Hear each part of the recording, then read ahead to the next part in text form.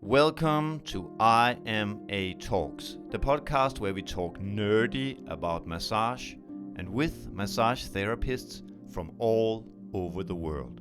Today's episode is a little longer than usual and for a good reason. I had the great pleasure of talking with two amazing guests who have traveled all the way from New Zealand to Copenhagen to take part in the 2025 IMA World Championship in Massage. Harata Te Amo Simeon and Rangi Mclean Vatukura. Please excuse me if my English isn't perfect.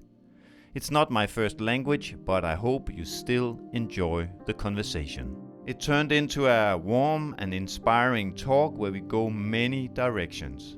About their journey here, the culture and spirit they bring with them, and how massage can be so much more than just a technique. It can be a way to connect people and create understanding across the world. So sit back, take a breath, and enjoy listening to two passionate people share their insights, experiences, and wonderful energy. Enjoy. What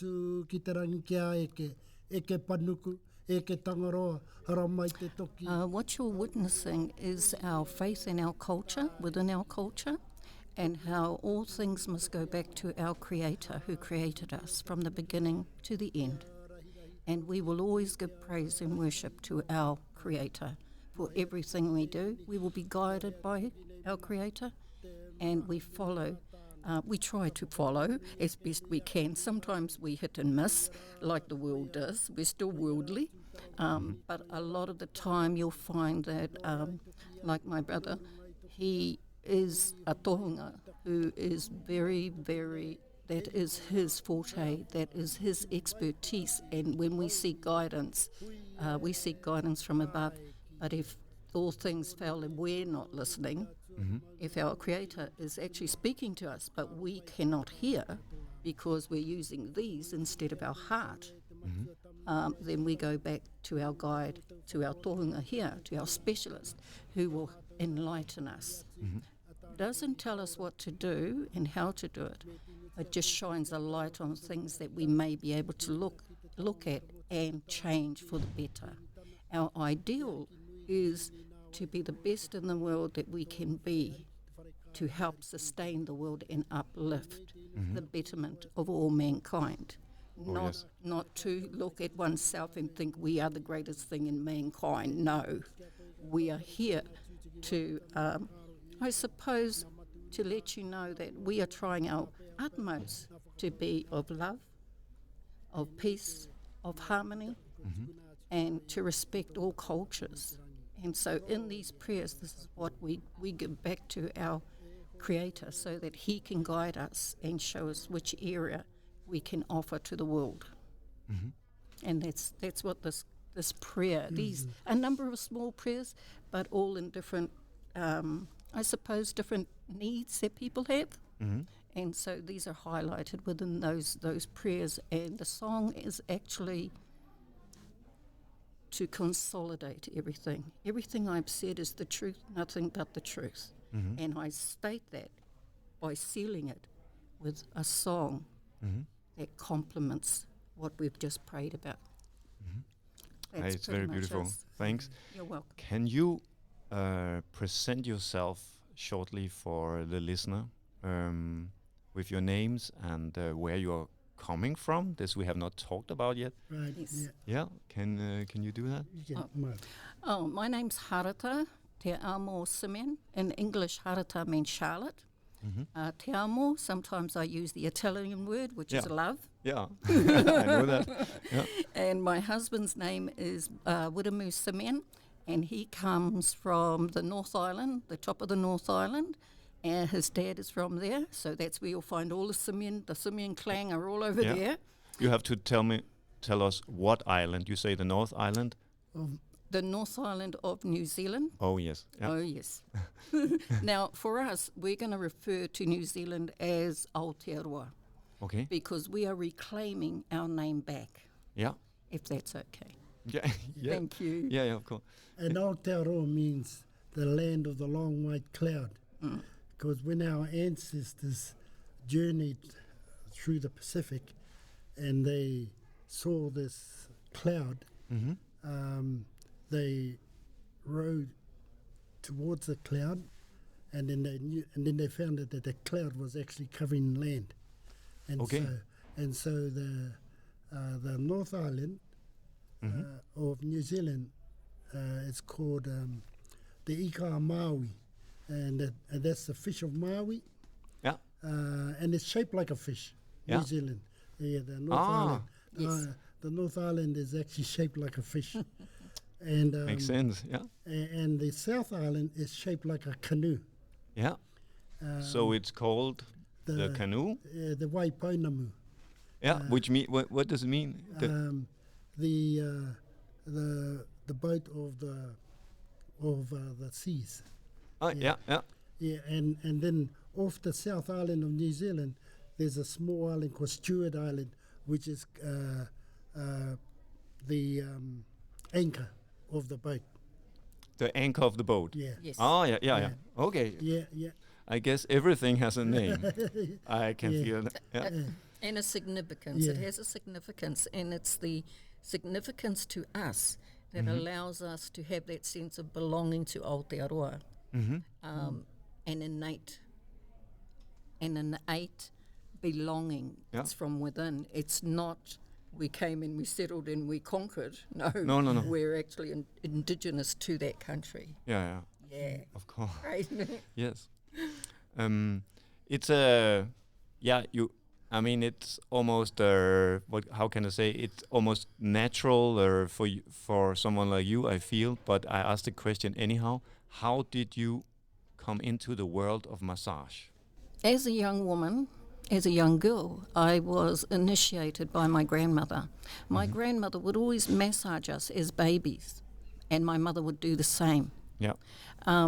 We tended to be nurtured by our grandmothers as young children, and our mothers were the disciplinarians. Our parents were the disciplinarians. Yes. Okay. Yeah. And so my grandmother would always nurture. She would always, we call it miri, but you call it massage. And she would always, if our babies had something wrong with them, they would always massage into their bodies to try and help them become well when they were ill. Even when they had a cough, they would rub our backs constantly and sort of pat our chests and to get whatever was in our throat out, and we thought they were murdering us, but no, they were helping us, and we were saying, go away, and they were saying, be quiet. But all inside that was about health and wellness. So getting into the massage area, it's instilled. We're born and bred in it. Yeah. And then as we get older, we get more familiar, and then we get taught how to do specifics, how to do the arms, how to do the legs. But always the prayer is the connection. The prayer to our divine creator is always the connection.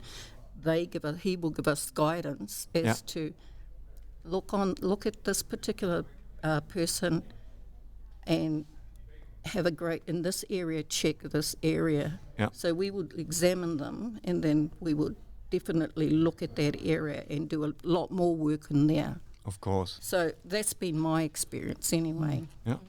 And from my the reasoning why I become involved is through my older sister. Yeah. She asked if I would be part of the New Zealand team to come over Yeah. to this competition. Yeah. And so my association through massaging is through sport. Yeah. Rugby. Rugby. Yeah, I used Yes. to play rugby. Yeah. And we used to have rub downs and before we played and all that. So I guess if there's people who needs massage, then it's rugby players. Yeah, I definitely. definitely think so. And deep tissue. Yeah.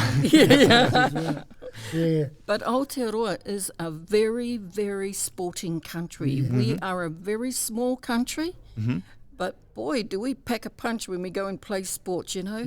And we're always continually looking at our self-progress, progressing in the future. And so massage and sports combination. Winning combination for us, and we've had it all along, because if we're not playing basketball, we're playing netball, we're playing football, we're playing hockey. You name the sports, we'll have a go at it, you know. And so when we get hurt, we go and we'll send them. Fix it. We send our children to the people who massage and who massage well. And we do have experts in our area, and so this is what we do. So we're connected. Our massaging, our lives, our culture. It's encompassed. Definitely. Wonderful. You cannot separate these things. They No, I intertwine. sit and I listen to what you say, and I feel all of the things. I mean, when you said grandparents massaging you, I can almost feel it on my back, in my memory. You don't never forget when someone did like this to you as a child. Yes. Never, and the connection of everything is necessary. Absolutely. And in that connection, in that massage, they get to talk to us and we get to talk to them. Although we're different generations, we get to love each other and know, you know, in that special, unique way, because we've had that time with each other. And so as they get older and we get older, we tend to move towards them because we love them so much and we want to care for them. So whereas other cultures will put their people into homes or old people's places, we tend to pull them towards us when they were nurturing us. When they get older, we look after them. It's our turn to give back. So that's the intertwining of my culture or our culture as we see life. We see life like that. And lots of cultures don't have that. And we're okay with that. But Or lost it, but for us, no. When our babies are born, they grow, they get nurtured by their grandparents and their parents, their aunties, their uncles, their first cousins, their second cousins. So when they grow up and play sports as a 5-year-old, they already know who they're playing against because it's their own family. You know? It's aunties, you know, my cousin, and my uncle's the coach, you know, and my auntie's the other coach, you know. And then they go, auntie, can I come and stay at your place? And you say yes, and then 5 turn up, you know, because one's going, all the rest want to come. They all come. Because they know they're going to have fun. So it's like, so we're very much social. We're community people. We love our communities. We love our tribe, you know. And as a race, we are actually a community. We have come together as a community, not as individual. No. So for us, we gravitate, like for example, if we're on our marae is a gathering place. Yes. That's where all our stories are told and kept. The carvings on our houses. That's our education. History. That's our history. And it gets recited every time they have meetings on our marae. And that's how we hold on to the generations of information throughout our tribes and all that. It's through those buildings. It's a very clever system also. I mean, I have made this theme where the guests in the sofa have picked a theme this year. So I just give you the first questions. I have many questions. I think we will not manage them all, but let's see what happens. Let's start. And your theme was breath. So question number 1. When did you the first time become aware of your breath as something meaningful? I was aware of my breath through my family. As a young toddler, I swallowed a 3-cent piece, or threepence it was called then, and and I couldn't breathe, and my family just did I think it's Heinemann, and out it popped, and came out, and there was my breath. I was aware of my breath because before I couldn't breathe. Because it was stuck in my throat. It is a radical... Absolutely move. Super. And so it made me curious to understand it. And then when I went back to our legends, and to our stories that our old people told, the breath of life became a huge meaning for me. In terms of our culture, the breath of life is important. It's very important. Every time we get up to speech make, we always start with Tihei Mauri Ora, and that is I breath, the breath of life. I breathe the breath of life. That's the first thing you say when Yes. in a Yes. speech. In a speech, yeah. Can you repeat it once more? Tihei Mauri Ora. Yeah. You can hear the breath in that. Or, Because that is literally what it's saying. I breathe, it is life. Yeah. And then that gives us the emphasis to start our speech. And that is a very high protocol in our culture, is to start off with Tihei Mauri Ora. So that aligns in with the breath, also being the breath of life. It's wonderful. I will start doing that. I mean, that is the best way of starting to speak. Yeah. Wonderful. When becoming an orator, there are spaces where you must breathe in, Yeah. and then speak, and then stop, and then breathe again. It teaches you to breathe properly. But one of the stories I want to tell you about the breath of life is about the creation of the Māori woman. Yeah, please. When the first woman, Hinea Huone, was created, the male came, and he was a demigod, he was a god. His name was Tane, he was a god. And so he leaned forward and he breathed into her so that she could live. Wow. And here I am, baby. Here we are. Whoop, Here whoop, we are. and here we go. Oh, nice. What has the breath taught you about yourself? For me, I need to breathe Yeah. to be alive. If I stop breathing, then I say goodbye. But It's a good point. It's for me. It's pretty clear, yeah. It's important to breathe, Yeah. and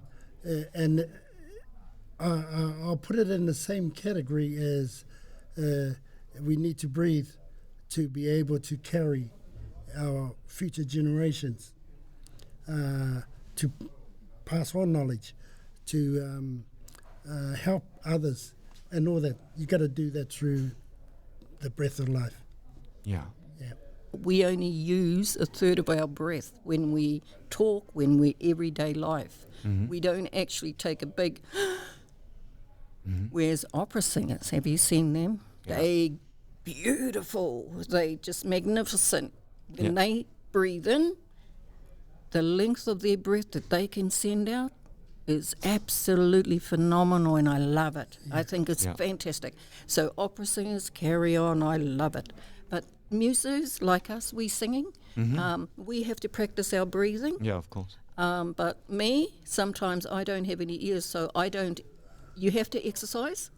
Yeah. And lately I've decided I no longer wish to pursue exercise.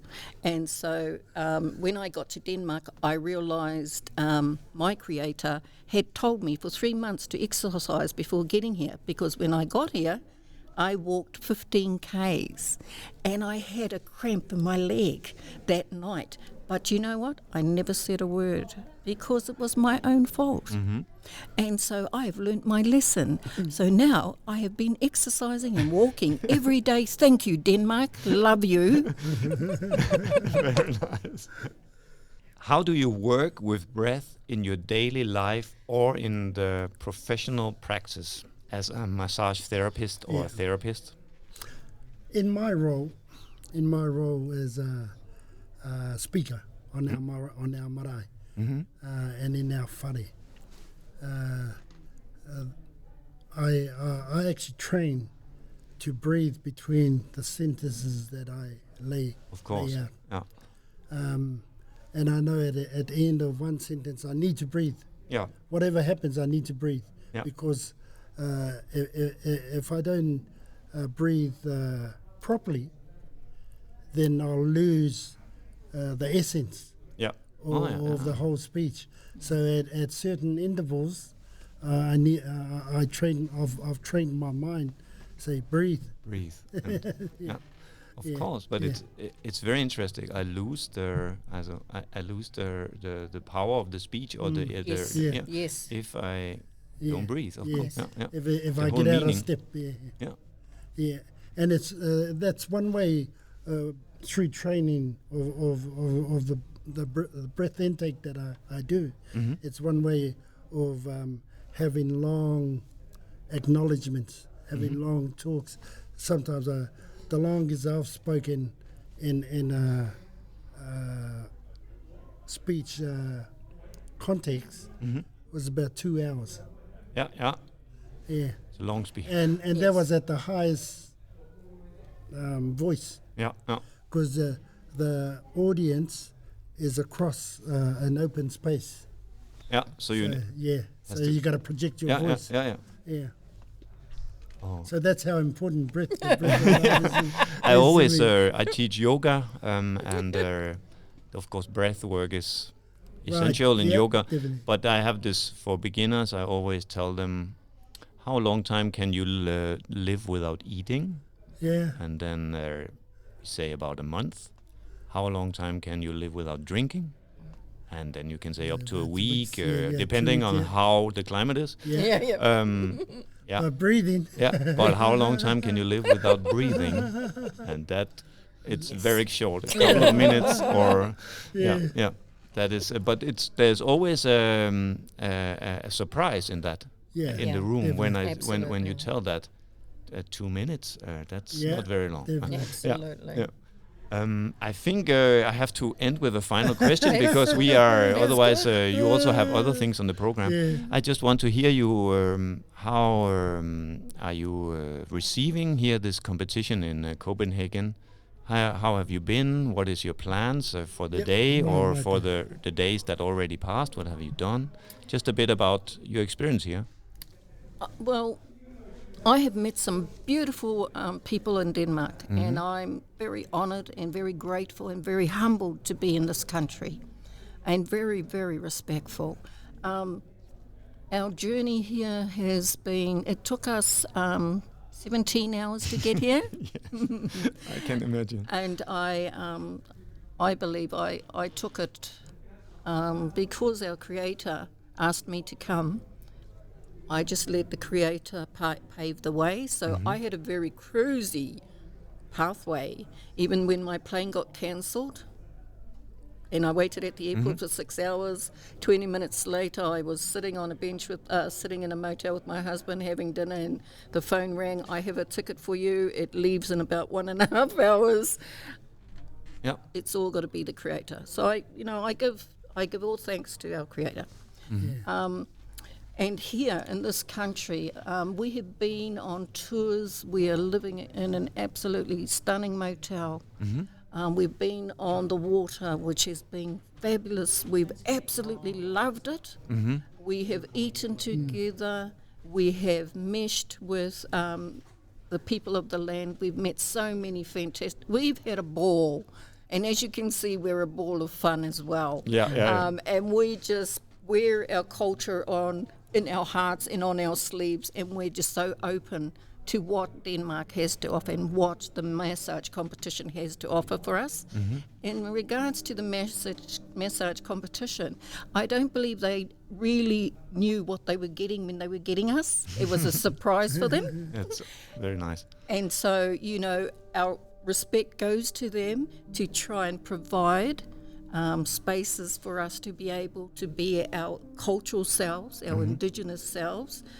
So many thanks to all the organisers, the people, the volunteers. We know, because we worked in those positions at home, so we know how hard it is to work to organise such a great massage competition. And we're looking forward to the next one. Thank Thanks. you. Thank you. Thank you. She's covered everything for me as well. Thank you for joining us in this conversation with Harata and Rangi. Take a moment, breathe in, breathe out. We hope it offered you a moment of presence and perspective. These AI-free talks are not about having all the answers, but about staying curious with the body, with others, and with ourselves. If you found something meaningful here, feel free to share this episode. And check out all our old podcasts on the IMA homepage. Thanks to IMA for making all this possible.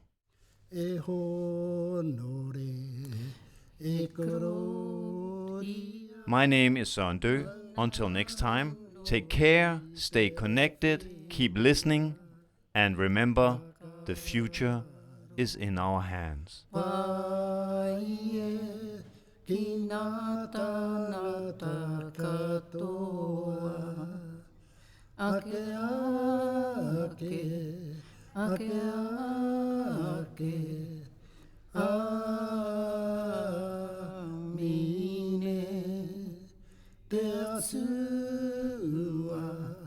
Te pirina,